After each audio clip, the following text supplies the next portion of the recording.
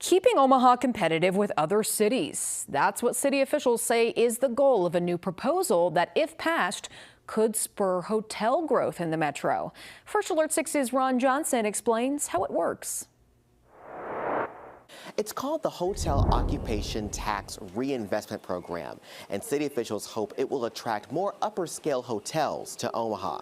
Here's how it would work. The city would create a hotel occupation tax reinvestment program that would allow hotels to use their own hotel tax revenue to pay for upfront costs like buying land, building parking, or extending utilities to build or renovate other hotels, as long as they support city attractions and tourism and help develop the hospitality workforce. It would not cover normal operating costs.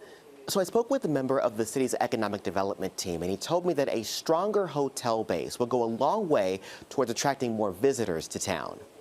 It's where people often first go when they come to your city. It's often the last place they leave, and they set the tone for their experience visiting your community. And we want people to come back, to bring events back.